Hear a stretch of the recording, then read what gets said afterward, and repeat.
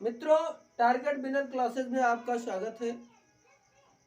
हमारी बोर्ड परीक्षा अत्यंत करीब है, अब बिल्कुल करीब आ चुकी है। 16 तारीख को हाई स्कूल का हिंदी पढ़ रहा है। बेटा, परीक्षा को लेकर के सबसे ज़्यादा उपापोह की स्थिति जो होती है वो कक्षा 10 के छात्रों में होती है। क्यों? कारण ये होता है कि वह परीक्षा में पहली बार सम्मिलित हो रहे होते हैं। हम प्रयास करते हैं कि जो परीक्षा का भार है उसको कम किया जाए और बिल्कुल फ्रेश माइंड हो करके आप परीक्षा में बैठे, जिससे अधिकतम अंक प्राप्त कर सके। बेटा, सबसे पहले 20 क्वेश्चन जो है OMR सीट पर ऑब्जेक्टिव टाइप क्वेश्चन, बहुविकल्पीय क्वेश्चन हमको भरने होते हैं। तो सबसे पहले हम देख लें कि हम अपना रोल नंबर या अनुक्रमांक कैसे फिलअप करेंगे। बेटा, इस तरीके का अनुक्रमांक जहां लिखा होगा, ये अनुक्रमांक जो लिखा होगा उसमें पहले ये खाने ऐसे बने होंगे, ऐसे ऐसे ऐसे ये और एक एक खाने में हम अपने रूल नंबर को एक एक करके फिलअप कर देंगे। जैसे मान लो 1 2, वैसे स्टार्टिंग आप लोगों का रूल नंबर इस साल संभवतः 22 से है, या मान लो 2 2 3 0 4 1 0 3 2 1 है। ये हमने लिख दिया अपना अनुक्रमांक। अब इसको फिलअप कैसे करें?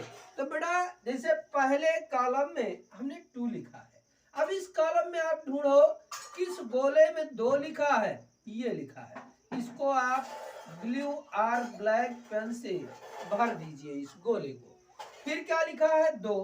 फिर आप गोले में ढूंढते चले आओ, जहां 2 मिले उसको आप ब्लैक कर दीजिए। ये इसके बाद 3 है बेटा, इस लाइन में आप 3 को ढूंढो, इनको ब्लैक कर दीजिए। ये 0 है, 0 को आप ब्लैक कर दें। ये 4 है, आप इस लाइन में बेटा 4 को ब्लैक कर दें। 1 है, इस लाइन में बेटा आप 1 को ब्लैक कर दें।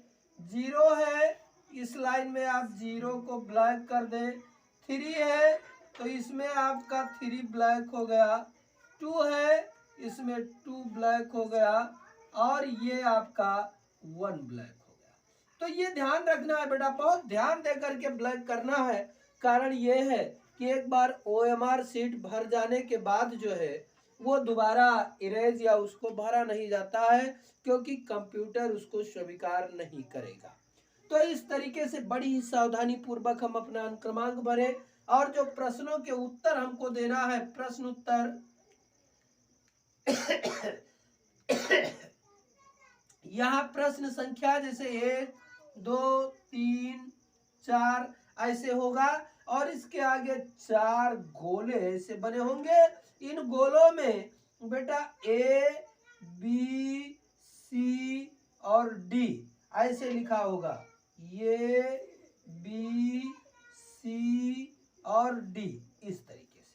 अब मान लीजिए हमने पहला विकल्प देखा, पहले विकल्प वाले क्वेश्चन को पढ़ा कि जैसे मिल गया कि रेणुका किस विधा की रचना है।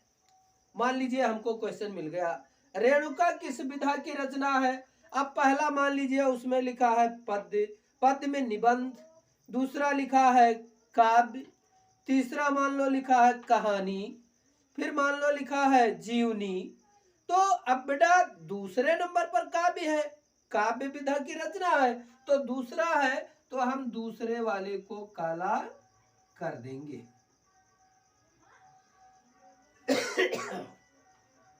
इसी प्रकार हमने दूसरा क्वेश्चन पढ़ा, उस क्वेश्चन में मान लो तीसरा विकल्प सी सही है, तो इस तरीके से हम इसको तीसरे वाले को काला कर देंगे। तो ये हमारा पैटर्न होगा बेटा OMR सीट का, जिस पर हमें 20 प्रश्नों के उत्तर देने हैं। इसके बाद हम चर्चा करते हैं बाकी का हमारा पेपर कैसे होगा। इसके बाद बेटा हिंदी में हमारा खंड बा, खंड बा, ये वर्णनात्मक होता है सर जी, वर्णनात्मक होता है हमारा, नहीं दिख रहा कोई बात नहीं। इसमें बेटा हमारा खंड बा का जो हमारा क्वेश्चन होगा, यानी कहने का मतलब सेकंड क्वेश्चन, ये सेकंड, तो सेकंड क्वेश्चन जो हमारा होगा ये बेटा हमारे गद्य से रिलेटेड होगा। ये गद्यांश दिया जाएगा, ये गद्यांश दिया होगा। इस गद्यांश में बेटा 3 प्रश्नों के उत्तर आपको खाली देने हैं। पहला हमको संदर्भ लिखना है, देखिएगा बहुत बढ़िया सा, पहला हमको संदर्भ लिखना है। दूसरा जो है रेखांकित अंश की व्याख्या, अंश की व्याख्या, और तीसरा कोई एक प्रश्न जो है उसी पद्यांश पर आधारित, गद्यांश पर आधारित दे देगा। बेटा ये दूसरा क्वेश्चन होगा, लेकिन इसमें सबसे इंपॉर्टेंट आप 2 लोगों को केवल तैयार कर ले, एक हमारा मित्रता ये, और दूसरा ममता। श्योरली आपका इसमें से आएगा ही, बिल्कुल निश्चित है इसमें से आपको पद्यांश मिलेगा, ज्यादा तैयार करने की आपको जरूरत नहीं है। और तीसरा है हमारा बेटा, तीसरा प्रश्न हमारे पद्यांश से रिलेटेड होगा। ये पद्यांश से सेम अंक विभाजन, पहला संदर्भ का, दूसरा व्याख्या, रेखांकित अंशों की व्याख्या, तीसरा कोई उसी से रिलेटेड प्रश्न। ये 3 अंकों का आपका होगा। और इसमें जो है बेटा आपको सूरदास और तुलसीदास 2 लोगों को बिल्कुल तैयार कर लेना है। 2 ही में से आपका देखिए पदखंड भी होगा, पदखंड और जीवनी, दोनों चीजें यहीं से आएंगी, कहीं बाहर से नहीं जा सकती, बिल्कुल निश्चित है। क्योंकि हमने आपको कई बार सुनाया भी होगा भैया कि सूर कबीर तुलसी बिहारी, इनसे बोर्ड परीक्षा हारी। अगर ये ना आए तो बोर्ड का पेपर ही अधूरा है। इसलिए हमारे स्टार्टिंग के दोनों सूरदास तुलसीदास आप केवल 2 का जीवन परिचय तैयार कर ले, और इन्हीं दोनों लोगों के पदखंडों को तैयार कर ले, श्योरली आएंगे, निश्चित आएंगे। ज्यादा पढ़ने की आपको जरूरत नहीं है, हाई स्कूल तो चुटकियों में पास हो जाएंगे, कोई दिक्कत नहीं है। ऐसे गद्यांश में आप चले जाओ, मित्रता, ममता, बस केवल 2 चैप्टर आप तैयार करें। चौथा हमारा है संस्कृत खंड से, इसमें भी व्याख्या करने को देता है, व्याख्या, ये व्याख्या करने को देता है। इसमें भी आपको ज्यादा परेशान होने की जरूरत नहीं है। पहला ही चैप्टर वाराणसी, वेरी इंपॉर्टेंट, आएगा ही, श्योरली आता है। व्याख्या के लिए प्रबुद्धो ग्रामीणा, प्रबुद्धो ग्रामीणा और जीवन सूत्राणी, ये केवल 3 चैप्टर आप पढ़ लीजिए। इन्हीं से आपको व्याख्या भी मिलेगा और इन्हीं से आपको प्रश्न उत्तर भी मिलेगा। बहुत बढ़िया सा, ज्यादा पढ़ने की कोई जरूरत ही नहीं है। 2 चैप्टर आप गद्य खंड में चले आओ, मित्रता और ममता, 2 चैप्टर आप सूरदास तुलसीदास जीवनी सहित तैयार कर लें, और संस्कृत में वाराणसी, प्रबुद्धो ग्रामीणा, जीवन सूत्राण, श्योरली क्वेश्चन आएगा ही। और 5वां जो आपका होता है स्मरण किया हुआ आपको श्लोक लिखना है जो इस प्रश्न पत्र में ना आया हो, ये आपको करना होता है। नीचे तो करना है, हाँ सर।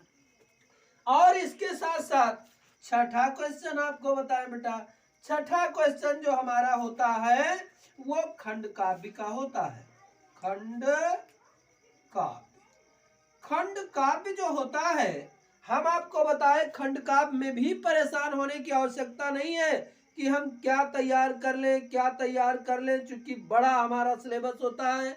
तो उस ब्रॉड सिलेबस से हम किसको चुने भैया, हम आपको बताएं जितना भी खंड काव्य है, हर खंड काव्य का कोई ना कोई नायक है, कोई ना कोई उसका हीरो है। आप उसका चरित्र चित्रण तैयार कर लीजिए। ये नायक का चरित्र चित्रण, नायक का चरित्र चित्रण श्योरली आएगा बेटा, कोई दो राय है ही नहीं, नायक का चरित्र चित्रण आना ही आना है। जैसे हमारे यहाँ बहराइच और श्रावस्ती में मेवाड़ मुकुट चलता है, महाराणा प्रताप को तैयार कर लीजिए। वैसे इंपॉर्टेंट तो कई सर्ग हैं, लक्ष्मी है, दौलत है, अरावली है, भामाशाह है, लेकिन आप बेकार में झंझट में मत पड़िए, केवल नायक का चरित्र चित्रण, क्योंकि नायक से क्वेश्चन पूछा ही पूछा जाता है भैया, कोई परेशान होने की जरूरत नहीं है। इनको आप श्योरली तैयार कर लीजिए, आएंगे ही, ठीक है। इसके बाद बेटा हमारा छठा क्वेश्चन होगा, छठा दो पार्टों में डिवाइड होगा, का और खा। का में बेटा आपका जो है वो गद्य के लेखक का जीवन परिचय आएगा बेटा, ये जीवन परिचय। हमने आपको पहले ही बता दिया कि गद्य के लेखक का जीवन परिचय, आपको ज्यादा परेशान होने की जरूरत नहीं है। स्टार्टिंग में रामचंद्र शुक्ल जी हैं हमारे, ये रामचंद्र शुक्ल जी हैं, और जयशंकर प्रसाद, ये जयशंकर, दो को आप तैयार कर लीजिए। दो में से एक ना एक आपको श्योरली मिलेंगे, कोई दो राय है ही नहीं। और खा जो हमारा है ये पद्य खंड से है। पद्य खंड में हमने पहले ही बताया है कि सूरदास और तुलसी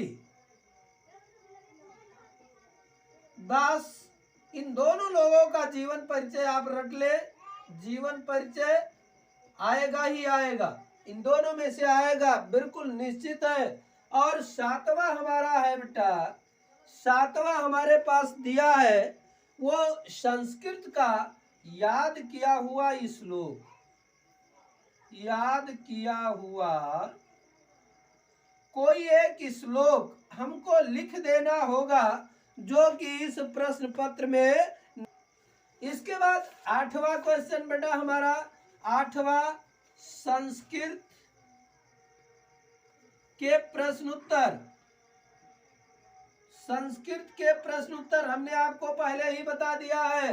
प्रश्न उत्तर आपका वाराणसी पाठ से आएगा, बहुत ही इंपॉर्टेंट है, बहुत इंपॉर्टेंट क्वेश्चन वाराणसी से आता ही आता है। दूसरा चैप्टर आप ले लीजिए प्रबुद्धो ग्रामीणा, प्रबुद्धो ग्रामीणा, ये हो गया।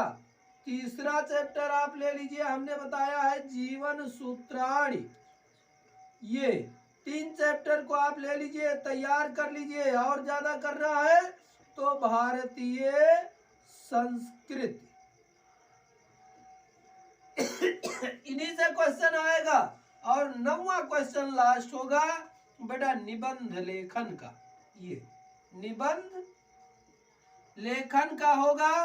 कोई 4 टॉपिक दिया गया होगा, उस 4 टॉपिक में से किसी एक टॉपिक पर हमको निबंध लिखना है। अगर आप ठान ले तो अब भी हिंदी तैयार किया जा सकता है, कोई बहुत ज्यादा कठिन नहीं है। हमने आपको चुनिंदा टॉपिक बताया है जो श्योरली परीक्षा में आएंगे ही।